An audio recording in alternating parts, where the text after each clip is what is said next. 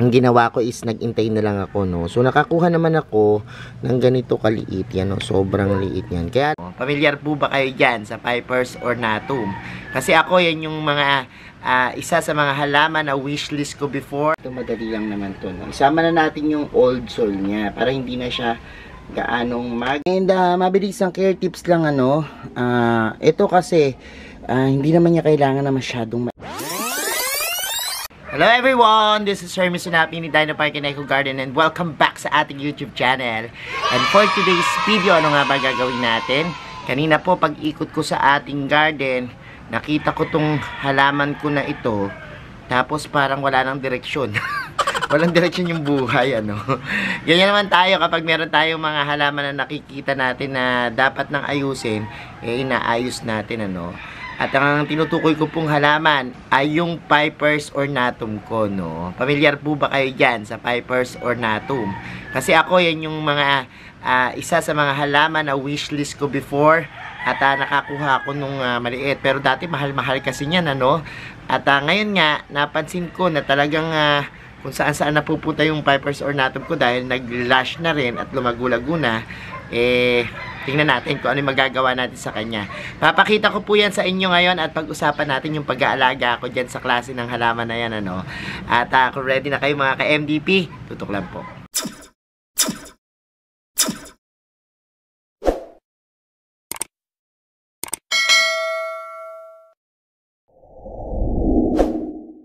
And we're back mga ka-MTP at ngayon nga pupuntahan natin dito yung halaman ko. Dito siya nakalagay sa ating house of pole.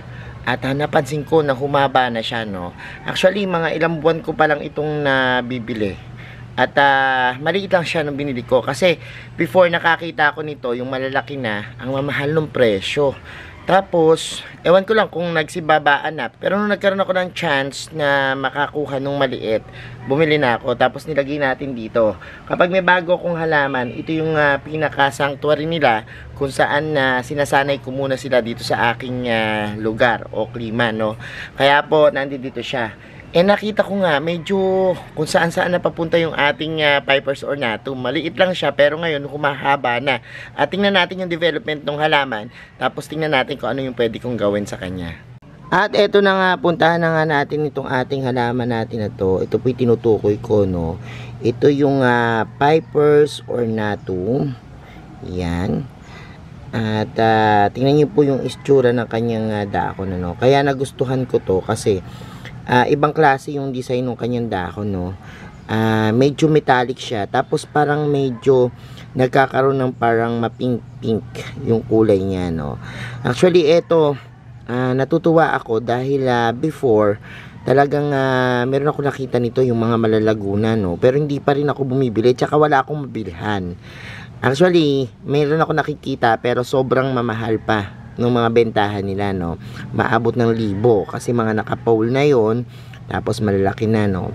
And lately nga, dahil hindi na tayo nagbibili ng mga halaman, dahil mabilis bumaba yung value, ang ginawa ko is nag-intay na lang ako, no. So nakakuha naman ako ng ganito kaliit yan, no. Sobrang liit yan. Kaya lang ang problema dito, inilagay ko lang siya, hindi ko akalain na ganun ka siya kabilis lalaki.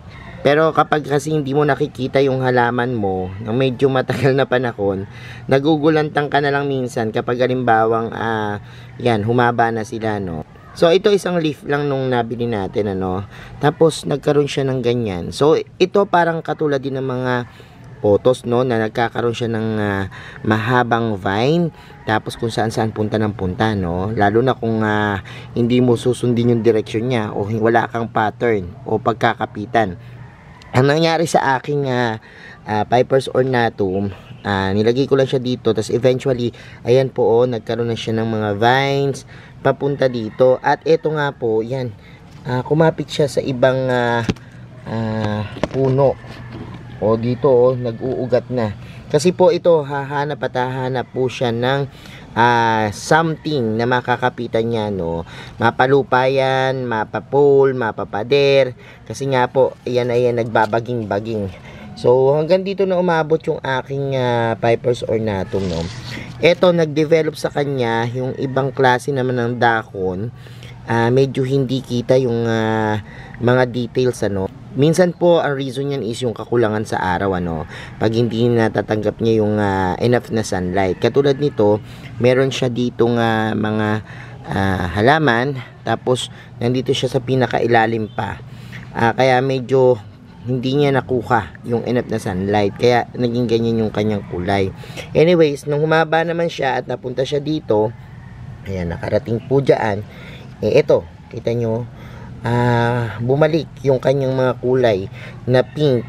Yan, kung titingnan po kasi ito ng personal, mapink-pink po yung kanyang metallic na kulay, ano. Merong silver, tapos merong green, tapos merong pink. Yan po yung kulay niya. Yung silver niya, parang yun yung nagpipink, no. Ganyan po yung itsura niya. Yung likod ng dahon niya, yan, may mga kulay na ganyan. Tapos ito, ang haba na. So, ito ngayon, dahil nga ito, nakalagay lang po dito sa isang baso, medyo maliit yung lalagyanan niya, no? At feeling ko, okay naman siya, pero gusto ko kasi lagyan ng pole, ano? Kaya ito, tatanggalin na natin dito. So, ayan, kita nyo, nakahanap po siya yung kanyang mga lumabas na aerial roots. Ayan, ng talagang lupa, ano. Anyways, ito po, yan, is pwede nating i-pole, no? Lagay natin sa pole, pwedeng ganyan yung gawin natin para masundan po yung paghaba niya. Kukunin ko to, tapos hanap tayo ng pwede nating paglagyan, ano. Ito lang yung aking Piper's ornatum dito. Kaya gusto ko siyang i-treasure kasi gusto kong mapadami siya, no. Kasi alam niya naman ako, mahilig ako dun sa mga tipo ng mga parang epiphytes na halaman, yung talagang gugupitin mo yung nodes, tapos ipopropagate mo ang bilis, tulad ng mga pothos, syngonium, yung mga ibang philodendrons, ganyan. Napakadali kasi nilang paramihin. So this one, sa tingin ko, meron na rin yung iba nito, no. At nakabili na rin kayo nito, no. Magkano ba yung pagkakabili nyo dito sa ganito nyo? Inabutan nyo ba yung mahal na presyo? O comment nyo lang dyan, ano, kung halimbawang nabili nyo pa ng mahal yung ganito nyo. Pero this one, around 200 ko nabili o 150, parang gano'n, ano. Anyways, kunin na natin to, pakita ko sa inyo kung paano yung gagawin natin. So eto na nga yung ating Piper's ornatum, ano. At kita nyo yung kanyang leaves doon, meron din kumagat, no. At ang gagawin natin is, nakakita ako dito ng paso na wala ng plants. Probably hindi ito naging successful or namatay yung halaman dito, pero this one is, ayan, pinropagate natin na what do you call this? Heartleaf philodendrons to, I think. Pero hindi siya naging successful dito. Ako, kapag nagpo-propagate ako na marami yung stem, talaga pong hindi ako nagiging successful minsan, ano.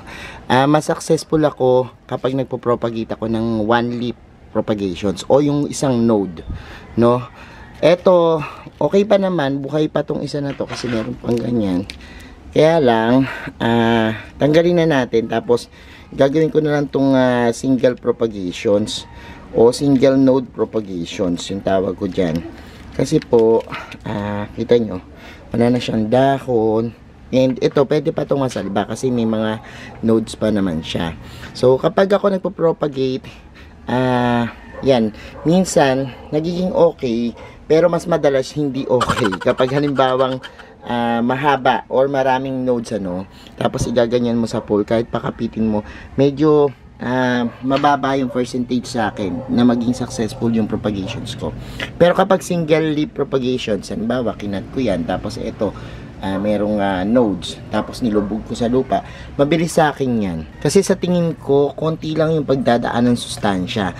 Kasi kapag ito yung mga mahaba, kahit sa pothos yan o sa iba pa, parang napaka tagal bago makarating dito yung sustansya.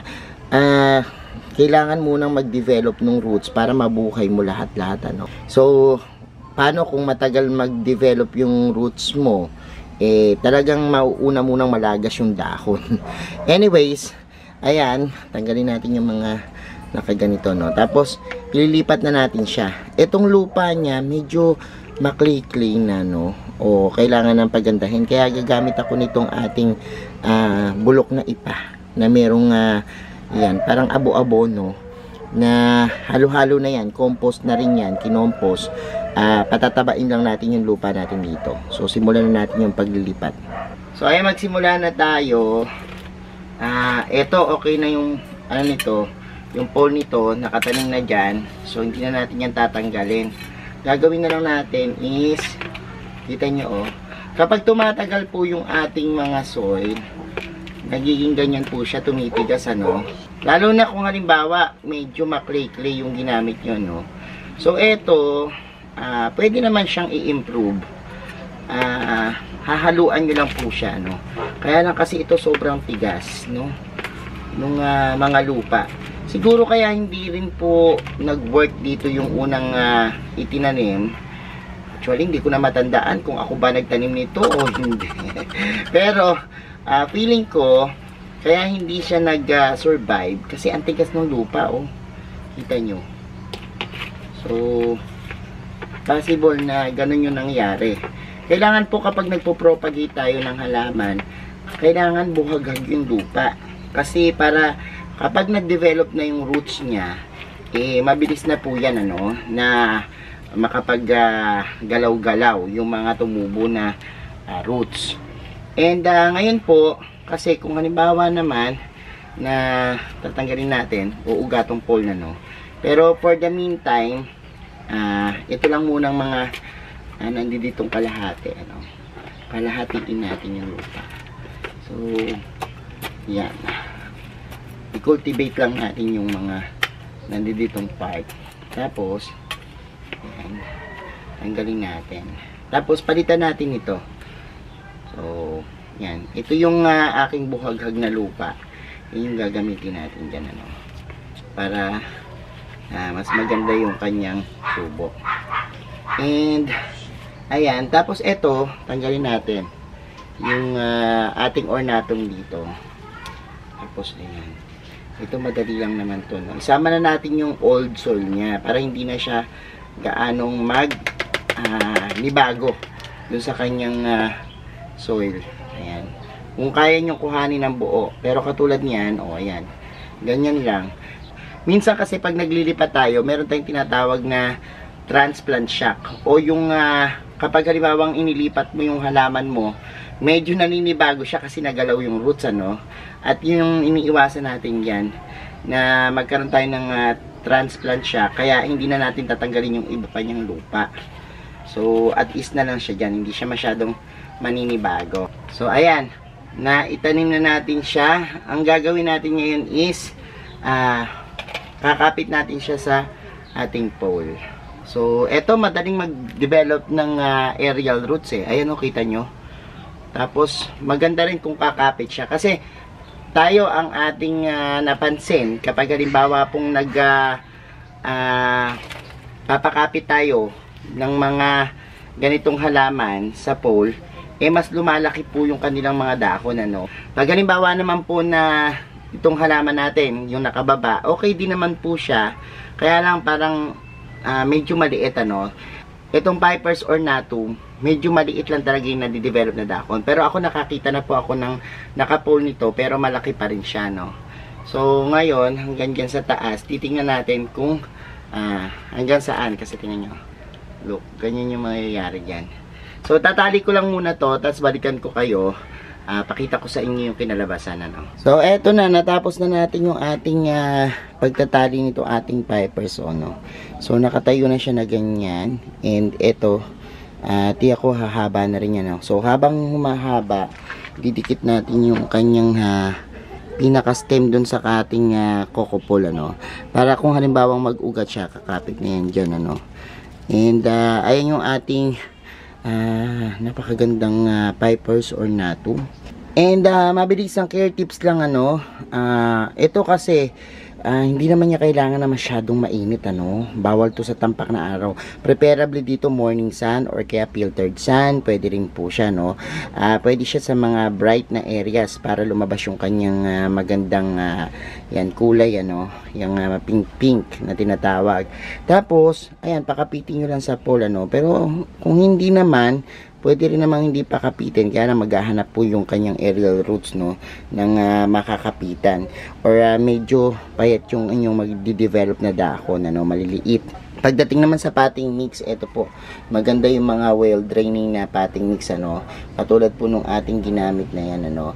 Huwag kayong gumamit ng clay, ano, at maaaring yan yung maging reason kung bakit mamatay yung halaman nyo, kasi po ito minsan, yung roots niya dun sa ilalim, hindi makapag perform. So, ito naman, kapag halimbawang magdidilig kayo, make sure lang na tuyong-tuyo na yung lupa kung sa loob ng bahay nyo ilalagay. Kasi kapag nasa loob ng bahay po, yung bright na area, kasi may mga nagdi-display nito, no, ng indoor, pwede naman siya, kaya lang iwas-iwas po dilig, ano, kasi maaaring yun yung maging cause para magkaroon ng root rot, ano, madamage yung root ng inyong halaman.